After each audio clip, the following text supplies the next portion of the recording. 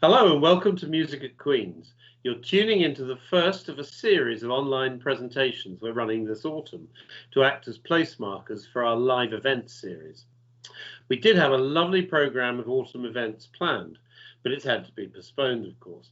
So while we wait to be able to invite you back to Thursday lunchtime concerts, we've decided to present some informal catch-ups with our planned artists to go live around the time that their show in Queen's would have taken place. Once the crisis is over, we hope to bring these artists to you in person as usual. So each presentation online will involve maybe a chat or some video material or a mixture of that or something similar. I'm delighted that our first performer guest already has very strong links to Queen's and is a regular visitor there. Ryan Molloy did his graduate studies here before going on to a stellar career that embraces teaching at Maynooth University, performance of many guises of Irish music, and composition of art music as one of Ireland's leading younger composers. So, Ryan, a warm welcome. Thank you, Piers. Thanks for having me. It's great that you're here as our first and indeed our sort of guinea pig speaker. What I wanted to ask you first was, I know that you were kind of hit by the discovery of art music. I'm trying not to call it classical music because I mean I don't really see what's classical about it, but art music in your mid-teens through the Ulster Orchestra. But does that mean that up to that point you were basically music for you was basically sessions and Irish trad as a practice thing? Was that what the sort of background scenery was? Interesting. No, like I came from a relatively musical household in the sense that there was a lot of music played on the radio. My father had a couple of guitars, a banjo, accordion, and there was always music in the house, and it wasn't always traditional. I suppose mum and dad listened to a lot of the pop music of the time, a lot of country music actually, which for me has become synonymous with the smell of cabbage cooking on a Sunday morning. And that sounds good, yeah. As well as traditional music. So no, there was kind of a real range of stuff. And although I started learning traditional music on the fiddle when I was 7, I think I was always just interested in sound and making noise. I mean, we had a keyboard in the house, and my father has a couple of videos of me kind of singing along to just these big poly chords that I'm not sure what they are when I'm like 3 or 4 years old. And apparently my primary school teachers tell me that I couldn't be kept away from the piano at school when I was a young boy. I mean, I have no recollection of that, but I think it certainly was prescient of the direction it was to take in my teens. So trad was very important as in my learning. All my initial, I suppose, theoretical inverted commas and practical experiences with learning music were all through trad, and I think then that's what kind of has stayed with me throughout the rest of my career, despite the fact of having studied classical music in performance terms, and then of course my compositional studies at Queen's and stuff. So in fact it's a kind of backwards way or a reverse way of what many classical people do, which is to do kind of traditional study of Western classical music and then kind of branch out and discover this or that world music, whereas you started there and then explored something that from a different tradition, having done the traditional route first. That's absolutely. Well, and for me, a lot of the discoveries that you're talking about there, the discoveries for me were in Western art music.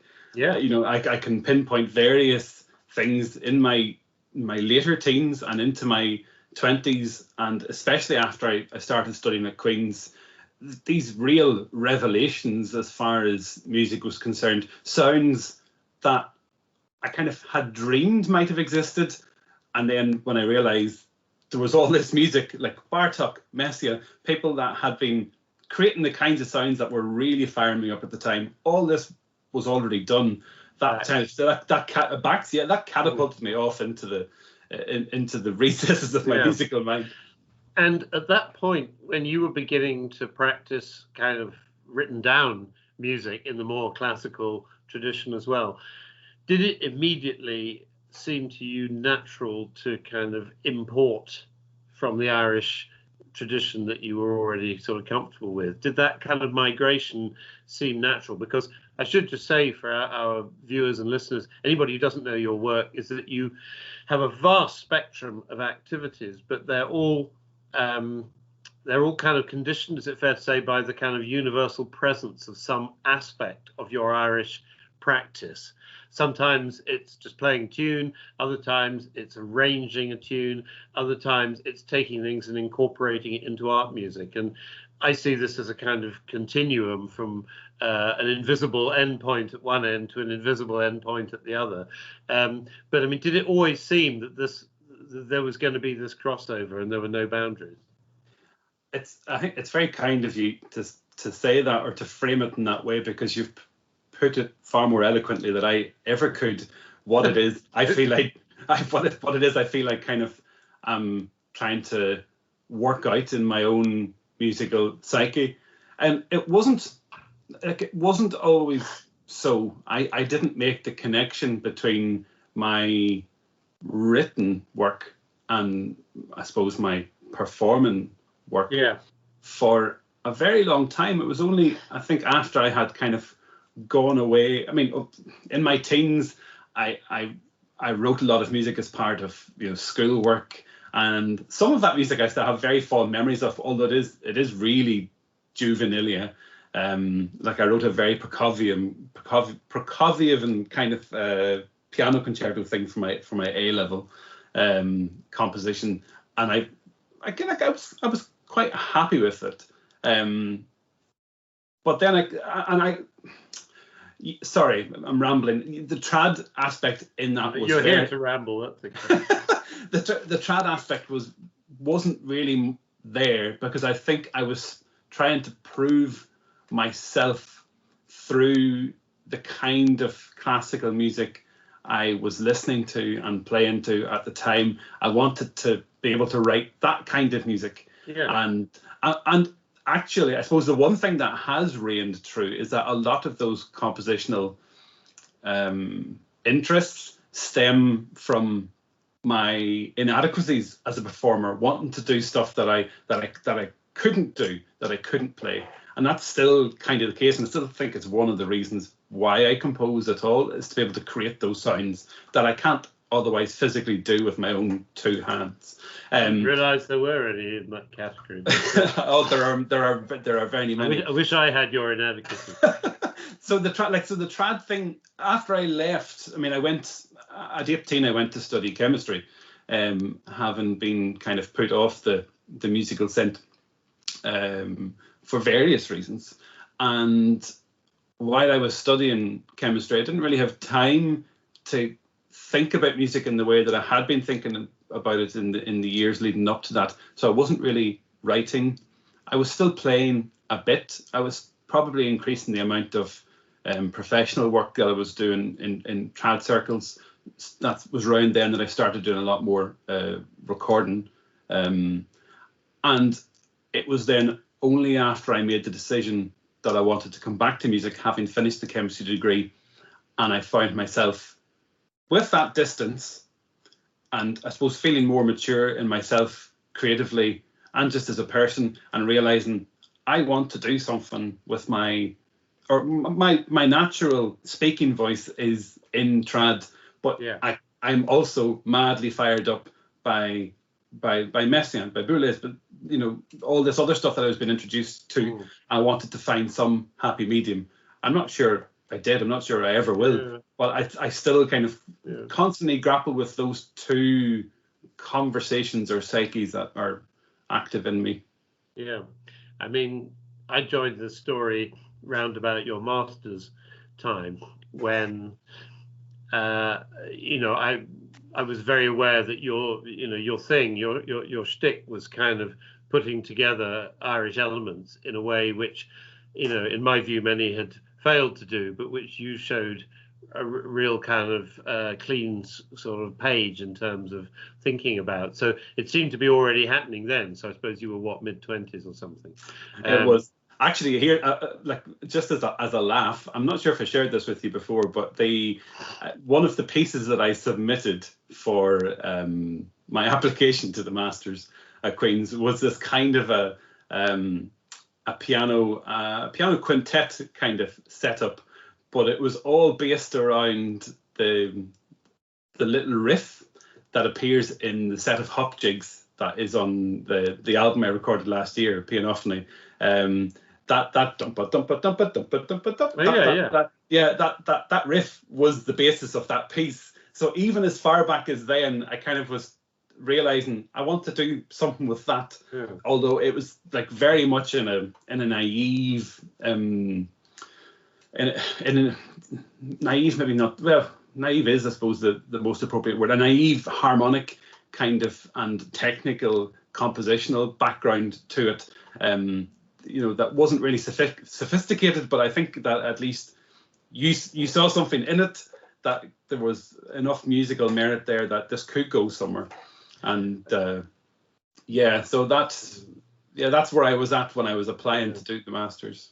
Yeah, I mean, I think the most fundamental ideas that run through our work tend to be things that find us rather than we find them. I don't think really that composers, who are associated with a particular thing, sort of sit there thinking, I'm sort of looking for this big idea, but I haven't found it yet. I think you find yourself doing things, and in some of my sort of main things I do, I found once I realized what they were, that they'd been going on for 30 years, and you kind of work back and think, when was the point when I wasn't doing this? Exactly. I want to move on to something rather more specifically musical, to do with the ways in which people treat Irish tunes inside of and outside of the simplest medium. So when I joined, when I sort of came to Belfast in the 1980s, I set about trying to find out about Irish music, to educate myself a bit, and I fell in with a crowd of Kieran Carson at the Arts Council and his friends who played a session, and I went to a lot of this, and they practiced what I would now say was a very sort of purist tradition. So they basically, I mean, the hegemony of the tune itself was total. So there was no accompaniment. There was, I mean, if somebody had said, "Oh, hi boys, I've got a guitar here," and sat down, started knocking out 3 chords, the atmosphere would have turned Arctic. Baltic is a Baltic, yeah, worse, I think, taking into account global warming, climate change, and it didn't happen. So I acquired a rather, I would say a sort of fairly puritanical, but very still purist view that this was a music, because that was completely new for me. So, I came from a world of fairly effete harmonic pondering about post-tonal harmonies, and here was a music, and I was also playing gamelan, which 2 musics, unrelated as it were, which had no truck with kind of that duality of a line and a supporting harmony. They didn't need it; they were autonomous. The theme, the tune was it. So I think I carried around this kind of prejudice for a long time, because, of course, also often when we hear those harmonizations, they don't work for anybody who is kind of maybe schooled in classical Western harmony, because the tunes are modal and we hear things that clash and they don't work. However, what you do seems to me, is it fair to say that what you do has really dissolved that argument, because your own consummate harmonic sense within classical music and and also sort of modal harmonic frameworks means that you never violate the tune, but you do expand it beyond anything that was ever thought of. And I've sort of thought about this in a different way as a result of that, because you've showed us a kind of consummate set of harmonic possibilities for tunes that wasn't there. Is that fair to say? I think it's very kind to say. I don't think it's fair to say, because there are lots of people that were doing really interesting things with traditional music for years, long before I was born. And I mean, it's very interesting that you say you use the phrase that I don't violate the tune. There are quite a few people out there, performers, who would say that I violate the tune on a daily basis. Actually, so there's a spectrum of taste that it works for some people what I do, and for some people it really is not their bag. But I think a lot of these people have a problem with accompaniment in general that doesn't necessarily begin and end with me. It goes right back to the origins of accompaniment in traditional music, because a lot of those early recordings, the accompaniment simply is wrong. Victorian kind of parlor music. It just doesn't fit. But the one thing that it did bring, sorry, that's incorrect. It didn't bring to the music. One thing I think it enhanced in the music was its energy and this certain kind of life that is present in the melody and in the performance of it, and this just kind of this little cheeky undercurrent of just vibrant madness that's that's ready to come out, is what accompaniment can do, and what it did bring to the music throughout the first half of the 20th century. And then sure, we have the development of the Ceilidh band, and a lot of my early upbringing in trad was through the Ceilidh band. My mum and dad are big Ceilidh goers, and would have gone to one or two Ceilidhs of a weekend, and we were unceremoniously dragged along, dancing or not. So that kind of sound world, that life was always there. And so for me, I suppose, learning piano at the time, I naturally listened to what some of the accompanists were doing, which in fairness wasn't very much at all.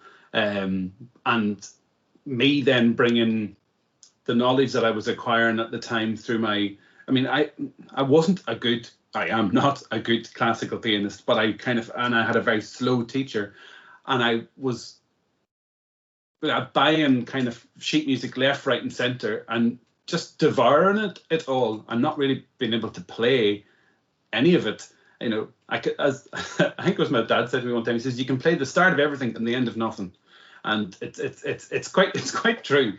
But what it did give me was it kind of gave me this library of sound, which I was then able to transplant into my own traditional practice. And again, as I say, to come back to your question, it's not really fair to say that that's just something I've been doing. I mean, you look back to players like Micheál O'Sullivan, and then non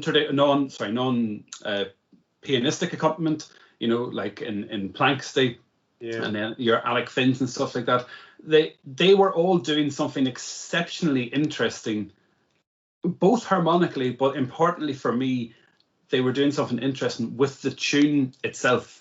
And I think that's the rub here, is that all good accompanists will do something interesting with the tune. The tune doesn't need anything. The tune is self-sufficient. Mm-hmm. And I mean, as a fiddle player, I'm perfectly happy sitting in a session of 10 fiddles with no accompaniment whatsoever, because the level of structure that's interesting is in kind of the micro melodic things that happen, the little heterophonic things that happen with the tune. Everyone has their own way of ornamenting, their own way of varying. That's the musical life stuff in there. That was the tradition that I first took on, was to kind of undertake a huge sort of mind leap for me to find that substance within the heterophony as a tune. And so I think as a result, as I say, it became a bit polemic, in the sense that, if that was the thing for you, then maybe you kind of turned against the idea of attempting to accompany, to harmonize this stuff.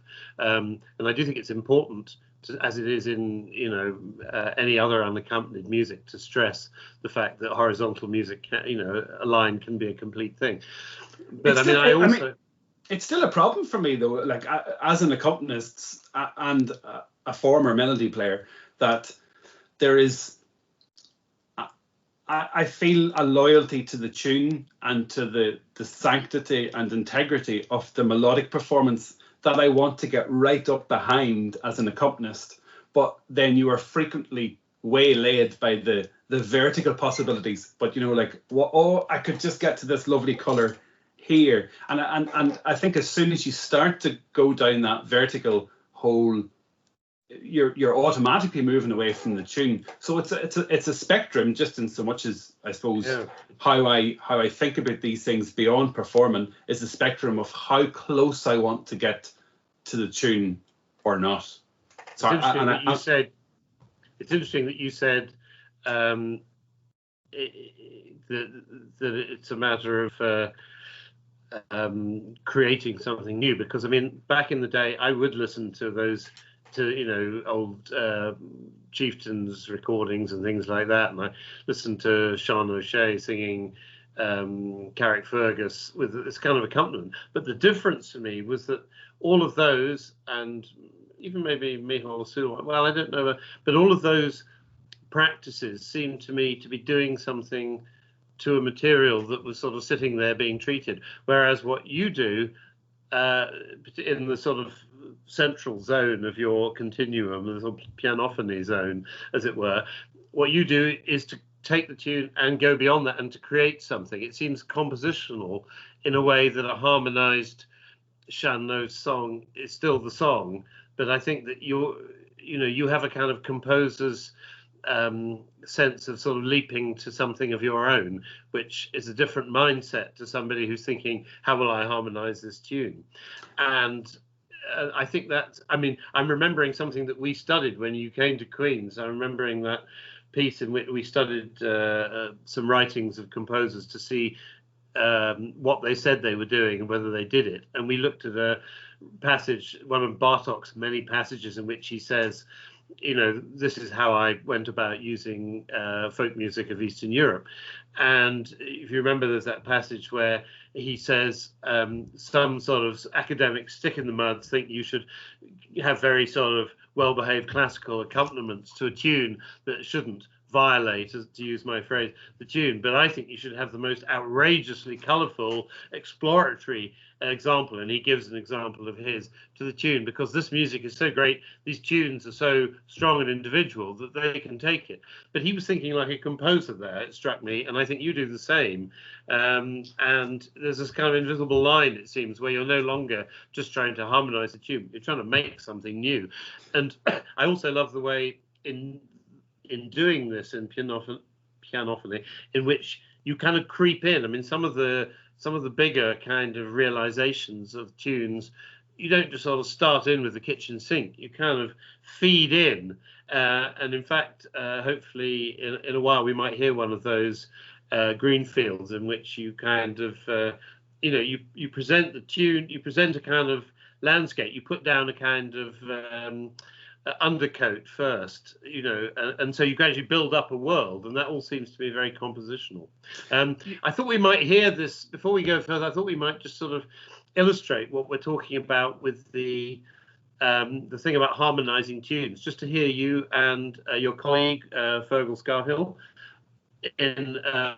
Could you just sort of tell us how that got recorded, because it's part of an album, I think, but there's also a video we're going to enjoy, and that says a lot about your treatments. I mean, there are some moments of sort of outrageous kind of secondary sevenths and things appearing that work perfectly with they provided supporting discourse of the tune that I would have never thought was there. So tell us about this recording. Yeah, Fergal has been a friend of mine for a long time. We used to compete against each other at the Flas back in the day, and Fergal would come out on top invariably. But Fergal is also a phenomenal guitarist and multi-instrumentalist. He plays almost anything that you can put in front of him. And as a guitarist, we worked together in the Dave Munley band a good while ago, but it became clear kind of very early on that we were on a very similar wavelength, and we would reach for the same chords. We, I suppose, had been interacting with the same music for a long time that gave us a shared musical starting point that made the creation of a lot of new stuff very easy. It was a natural musical relationship. And when Fergal then started to record some albums of his own fiddle playing, he kind of contacted me to do some piano. And Fergal's gambit was always that he would never let me record or do a second take on everything. Everything had to be done really quickly. Yeah, no, that's grand, move on. And that infuriated me because the composer in me was always wanting to get something, just right, especially if you're going to record it. But Fergal started doing these fiddle tune a day videos. Like, he would record a tune on the fiddle every day, no matter where he was, touring around the world. And he would put it up online. And whenever he was home, he used to give me a shout to do some of these things. And there was something about the nature of doing these videos that they weren't being recorded. They were often done in the comfortable setting of his home, where we might kind of just thrash out a few random ideas. But they were very risky videos, in the sense that everything could go very horribly wrong very easily musically in them. They're just kind of, for me, they were sitting at the edge. And the feedback we got from them online was great. And people were saying, like, when are you going to do an album? And I contacted Fergal and said, well, I suppose we should do an album then. And Fergal said, yeah, great. Let's never talk about it ever again. And that was that. That was that until about a couple of weeks before the actual recording date that hadn't been set at that stage. And Fergal got in touch and said, well, so we're going to do that album? I said, yeah. And he said, well, how you fix maybe Saturday week? I says, great. I said, we'll just do it. We get it all done and dusted in one day. Yeah, we'll do. So we went to his house. We had very little prepared as of the night before. And we got a friend of Fergal's to come and do the recording, and another friend, Alan Doherty, who is responsible for the video. He spent the day there just recording the whole session, and we recorded the whole album in one day. And the thing that I love most about that album is that it is a real postcard of that place and of that day for us. And there are things that happen that I know to be totally transient. They sound rehearsed. They sound as if we have sat down and thought about things, but we honestly haven't. Just whatever happened. Fergal would do something, I would respond. It would take us down a different, maybe harmonic rabbit hole, and it has a sense of purity, I suppose, which is the closest that I can come musically to doing what I really mean to do, if that makes any sense. Because as I mentioned earlier, as far as composition is concerned, the problem is the chance to get it right. Sometimes you spend too long thinking about things, and then as far as performance is concerned, the problem is not having the time to get it right, or not having the technique to get it right. And it's so funny that you mentioned that Bartók quote about what these, what you can do with these tunes, and that has been my problem and continues to be my problem right to this day, and probably to my dying day, that these tunes can support the most outrageous, most ridiculously subversive accompaniment, or treatments, and they still maintain their identity. As a performer, I want to be able to do that. I want to do that outrageous thing, but I don't have maybe the technique. So you try to throw it at the tune, compositionally speaking, but then in the working out, you potentially lose the outrageousness that you were trying to get at. Anyway, I digress. This is Fergal Scattle. And just tell us what the set is here. Gosh, now you've put me on the spot. I think it's the first set of the album, which begins with a hornpipe called Behind the Bush in Park Anna, and it then goes into a great reel called The Jolly Tinker, I believe, and it finishes off with another reel called something else, but it's in the key of D major. It's on the video anyway, so it's on the video. Yeah. Yeah, we'll be able to check if your answers are right. So we'll listen to that now.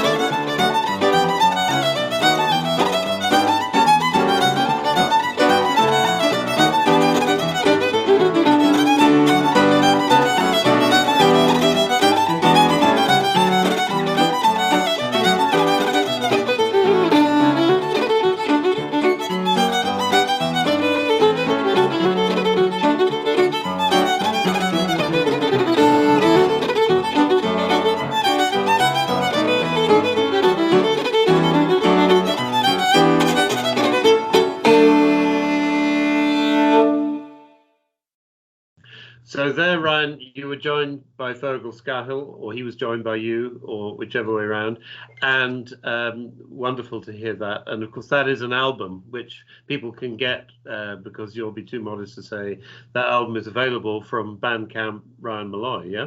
Yeah, if you go to, Google Fergal Scahill Ryan Molloy, and it should be the first thing that comes up. Okay. It's a Bandcamp site, and it's available there. But it is also available from either Fergal or my own website. My own website is ryanmolloy.ie. Great. Okay, so I want to zoom in a bit more on the sort of middle of this, well, not the middle, but on this continuum of your different kinds of practice with Irish music, and think particularly about your orchestral output, because you've already got a lot of orchestral projects under your belt. So I suppose my question is, if we take a mini continuum within the orchestral pieces, so for example, at one end we might have the harp concerto that you wrote for Anne-Marie O'Farrell and RTE, and at the other end we might have pieces like, you have to help me with the gospel, Timothy. Oh yes, I can never get the title. Third Epistle to Timothy. Right, Third Epistle to Timothy, or even the short folk song based project that you did for the Ulster Orchestra. To me, there seems to be a continuum here as well, in the kind of the amount of received and expected information that the music has. In other words, at one end, one might listen to it and think this is dealing with an Irish music domain. At the other end, one might think this is an orchestral sound, and then have to look for, if one knew it was there, the Irish thing. So my question is really, are these for different audiences, or are they for the same audiences listening in different ways? Are there boundaries here? Are there different constituencies in your head, or is that the wrong way to look at it? My short and simple answer to that is I have no idea. They all come. I suppose the brief is very important, and it's important to recognise where there has been a kind of a brief. A brief is maybe not the right word, but a set of framing circumstances that kind of determine some of the pre-compositional decisions that you might have to make. So as far as like a work like Gaeltachta is concerned, which is the concerto for Irish harp and orchestra, it was made very clear to me that RTE, well, actually not just to me, it was in the call for work, so to speak, that RTE put out. They said that they wanted something that was essentially going to be melodic and pleasing, and they were worried that they were catering to a core Lyric FM crowd, who are drive time listeners on their way home from work. And I was, covertly or not, told, we want something that our listeners are not going to switch over as they drive home from work. So that was a balancing act piece, as it were, in composer terms. It really was. But I think what stood me in good stead there was I didn't see that as a problem. No. There was a lot of angst at the time, like how. I mean, yes, it's not right that a public service broadcaster should be telling the composers of the country how they write, but really they're already starting from an instrument that does a certain thing that has its own limitations. Yeah, the performer plays in a very particular style. I mean, the piece was initially written for Moira Gaoithe, who doesn't have the experience of new music that Anne-Marie has. And if I had started writing the piece for Anne-Marie, it might have gone a completely different direction. So, but I still feel very strongly about that piece, that I had to write something that I felt was still me, but that ticked all these other boxes. So yes, it is in a major key, but I didn't. that wasn't my first decision, and it wasn't a defining decision. I mean, the whole idea behind the start of the piece was that it had to be something that was very joyous, that the harp could sit atop. And it just so happened that, because of where the piece got written backwards, I knew that I wanted the third movement to be a reel. It kind of seemed quite a natural thing to do. That, I mean, this was another one of the stipulations. I was told it had to be a 3-movement work, concerto form. And for me, straight away, when I thought, fast, slow, fast, well, a closing movement with a traditional instrument, it's hard not to go down a kind of a traditional tune kind of route. And so I did write one big stonking reel to finish, and that's so I got that in place, and then the rest of the concerto turned out to be a journey to that. So all the material was derived from the third movement, and I was content to find little things within what is otherwise a slightly more popular approach to the writing that interested me. So for the reel, I used a technique that Dave Flynn uses quite a bit in his compositions, which is like a beat insertion. So the one way of disrupting the otherwise dangerous motoric rhythm that Irish dance music relies on is to just constantly kind of put in extra beats or shave little bits off. And Stravinsky kind of it's totally Stravinsky, and that was actually in saying it was Stravinsky, but my first encounter with that kind of technique was in one of the early Rachmaninoff Etude tableau that in my teens. I think it's an F minor one, and it's a stonking march. It goes dum bum bum bum ba, and it just constantly shifts the downbeat. So the rhythm is always there, but the meter is changing. And I had that kind of in my mind when I was writing that. But so that's certainly. I think that piece was written more by the traditional side of me than, say, the likes of Third Epistle to Timothy, where yes, you're okay.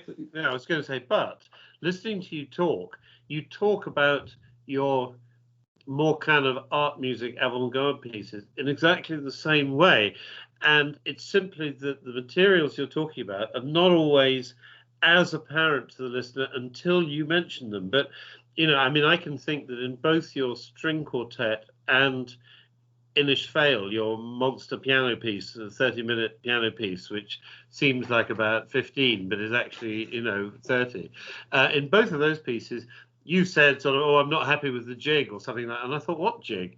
And I've gone back and thought, I suppose that is a jig. And then I've listened in a different way. So I'm sort of coming round to myself thinking of this as much more of a kind of pool of similar practices.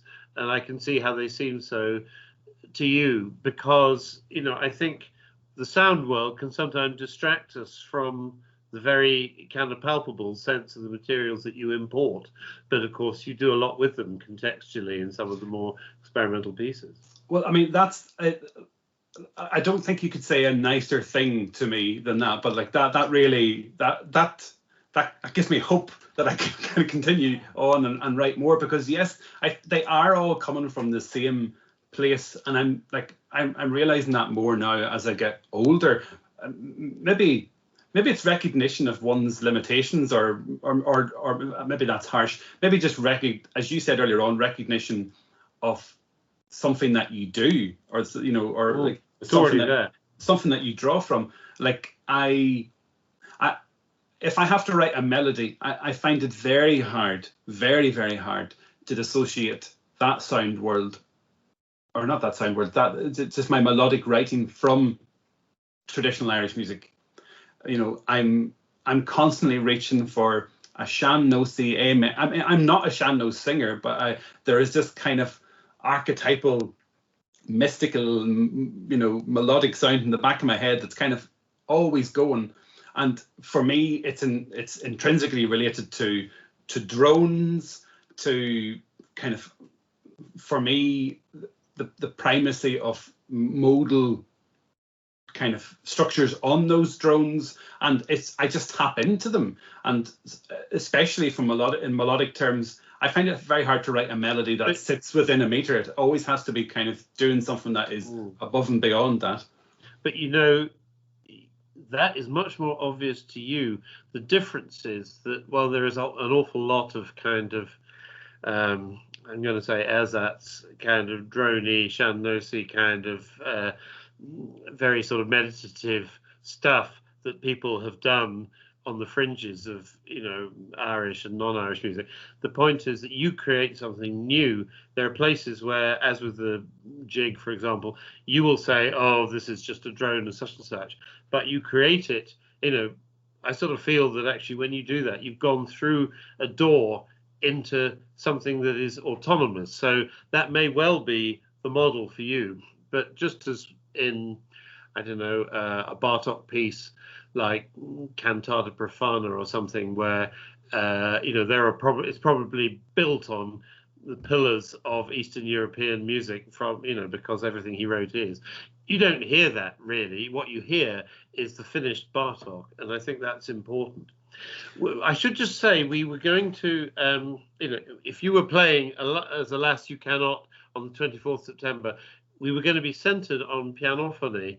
So I wanted to go back to something I said about creeping in, because Greenfields as a track does set up exactly such a drone at the beginning. I mentioned earlier how you don't just kind of burst in with your arrangement. You kind of assemble it through either having a lot of arms or through multi-tracking or whatever. Just tell us a little about this so we can listen to it. Yeah, I'm glad you came back to that, because I've just, through our conversation, I've been really thinking, well, you've given me cause to think about maybe how I approach some things like Greenfields as a composer without realizing that I am doing so. I suppose, what is performance and improvisation? Only like a form of composing in real time.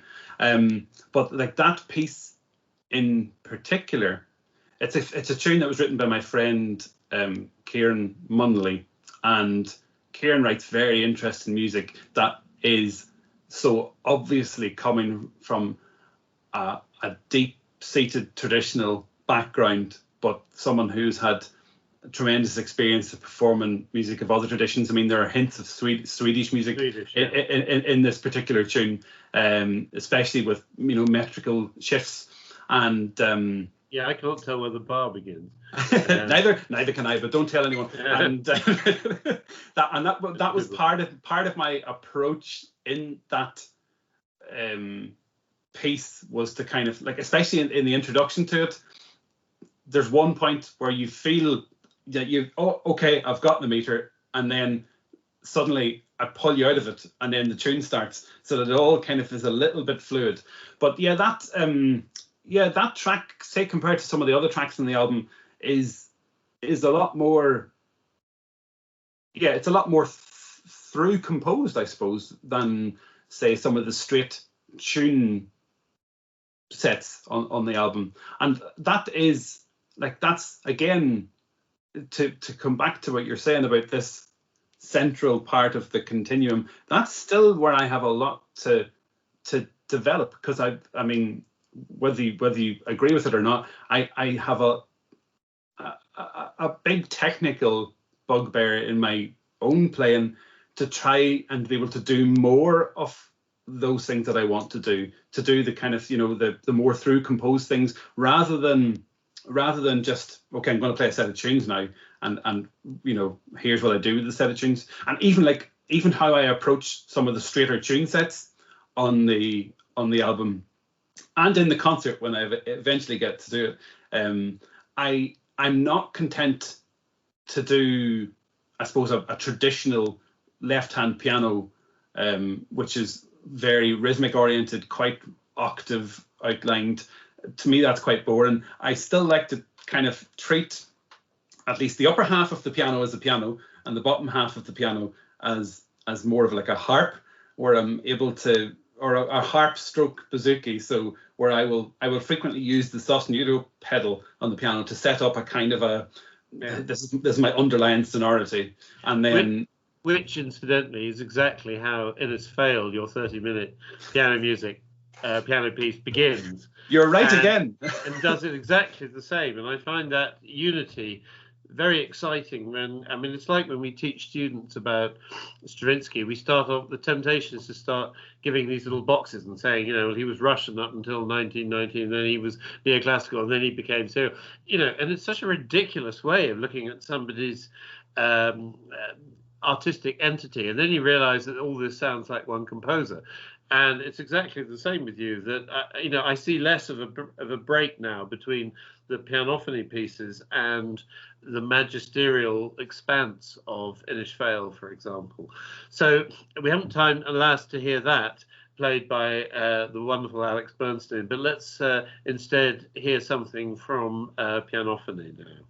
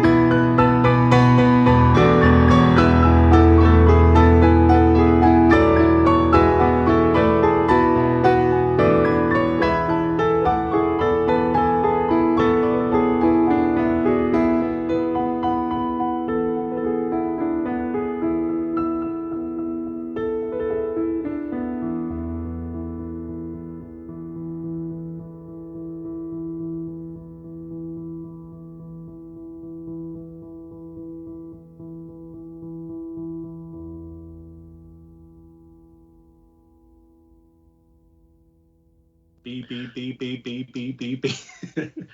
It's B, yes. So that beginning with the B was Greenfields from your album Pianophony, and I wanted finally just to say something about that difference in attitude between the arranger and the composer, because it seems to me that particularly if you're playing them live, your approach to these is almost dissolving that distinction as well. I mean, is it fair to say that there are different ways in which an arranger usually approaches something as in, I'm going to dress this tune, from what a composer thinks, which is, I'm going to write my piece.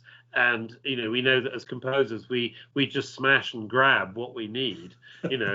Stravinsky again said composition is theft. I mean, there is a difference. And are you ever aware of kind of crossing between, I'm just dressing this tune with a texture, or I'm writing this piece? I mean, I think pianophony is somewhere in the middle of that kind of. Well, I've always been very wary about borrowing in trad terms, and I very, very, very rarely, I can almost pinpoint, I think, a maximum of 3 instances where I directly borrow in my entire compositional output. And the reason why I don't borrow is that it doesn't give me the same flexibility. I mean, I especially in trad terms, I mean, it's easy to write a traditional tune. They're constantly there on this conveyor belt of just repetitive patterns that float about, and you can just pick and choose, and then suddenly a tune which will materialize. And when I'm borrowing, it's more often than not for a completely different reason. So like one of the big examples of borrowing was an orchestral piece I did for the Ulster Orchestra called The Mountains of Pomeroy, where they asked they asked all the composers involved in the project to reimagine the piece through their own compositional language. And some of the composers decided to take this very seriously compositionally, where they would use the piece they were setting as either as an idée fixe or as some kind of a starting point which they then rhapsodized on. I chose The Mountains of Pomeroy because it's where I'm from.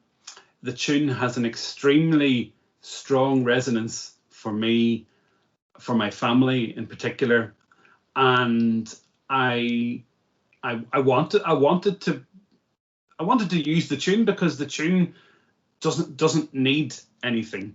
The tune doesn't owe me anything, and all I had to do was to splash a bit of colour at it, and it kind of it just worked. So the only jiggery pokery that I injected into that piece was the start of it, where I have the tune spatialized amongst 4 horns in different corners of the Ulster Hall, and that was only to create a kind of a musical fog from which the second part of the tune could emerge on a beautiful euphonium and bass clarinet double solo.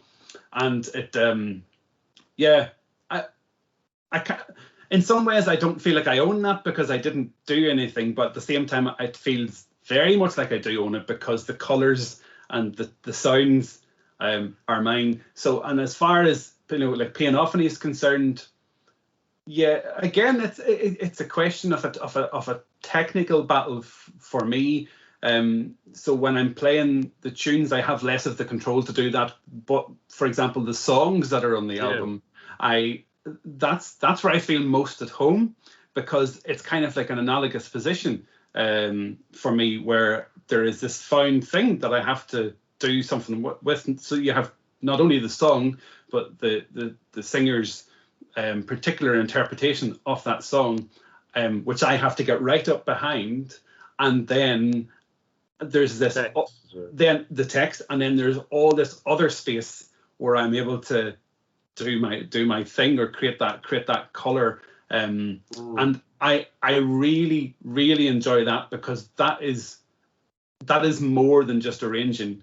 It is composition for me, and problematically so, because when I create something like that, I find it very hard to get away from it then. So if I have recorded a song, when I go to do the song again, I want to reach for those same things, because I have put them in place there for particular reasons that, either maybe felt right at the time, or that were, very specific decisions, musically speaking, or, structural considerations. I'm going to go for that chord there. So I feel I almost consider those song accompaniments in score terms, which is kind of maybe a silly thing to say, but that I do feel that sense of fixity about them.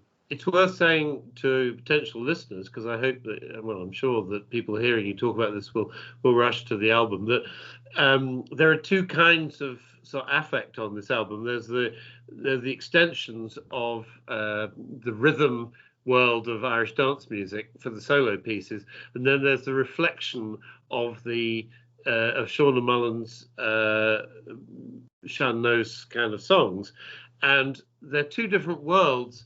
And I think I started thinking the album would be just you on piano, so I was a bit surprised when these ballads came in. But now I think of it as like a session where, everybody plays sets for 45 minutes, and then somebody says, Shauna, give us a song, and somebody completely changes the tempo with a solo song, and it makes a very satisfying whole. I mean, initially I found it surprising, but I think it's a very important part.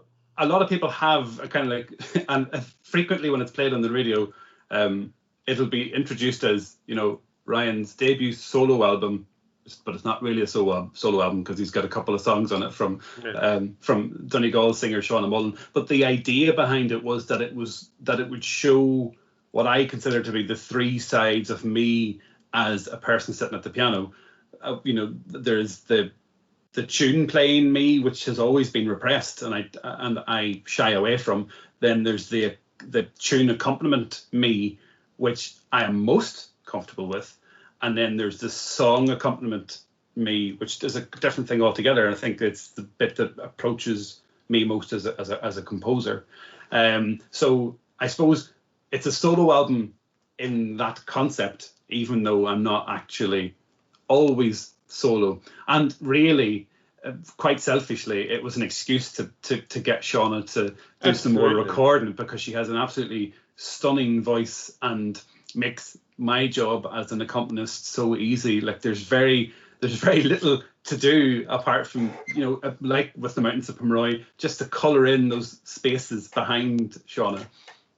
Absolutely. Well, we're going to end with with an example of her singing with you, and I could imagine there could be whole concerts of that even without the solo items, just as there could be whole concerts of the solo items on their own. But it adds something wonderful, and I very much look forward to inviting both of you when the virus goes away and we can open the doors of our halls and have you both in person. So we're going to go out with you and Shauna, but thank you very much, Ryan, for joining me today and for telling me so much about your work and putting up with my sort of rambling questions and everything.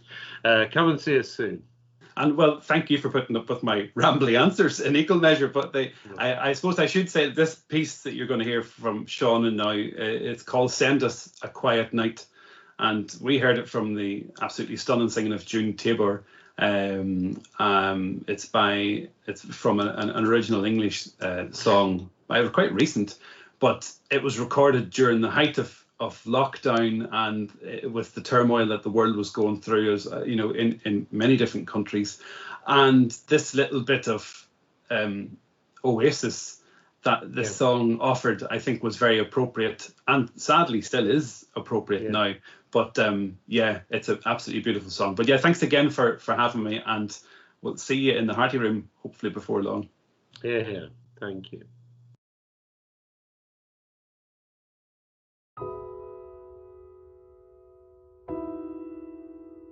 Tonight the sky seems so crowded with stars. You'd think the moon would hide her face, but when we looked for that circle of light, she rose and took her place. Send us a quiet night. Send us a quiet night. Send us a quiet night. Send us a quiet night.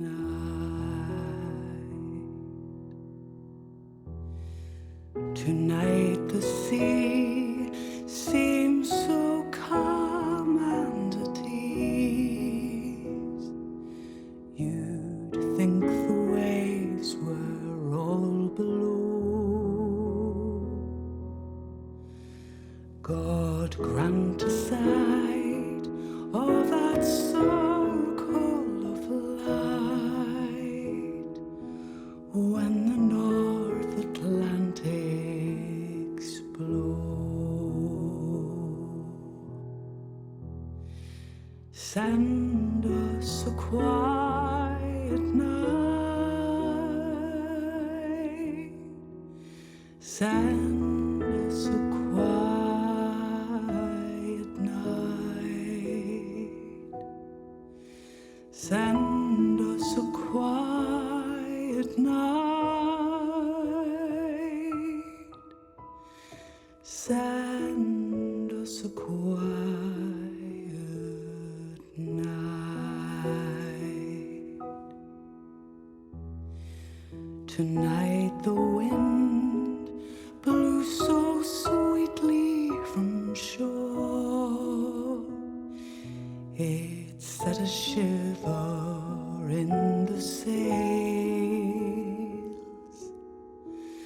Bright be the night in that circle of light above the deep sea gales. Send us a quiet night.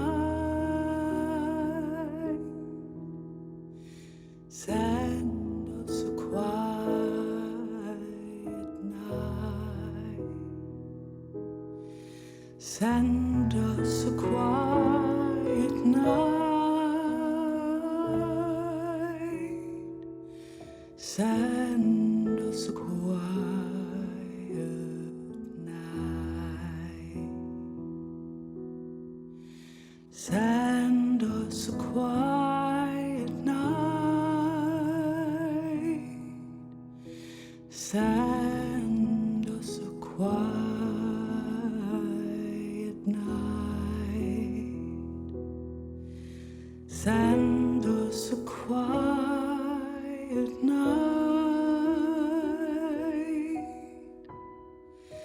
Send us a quiet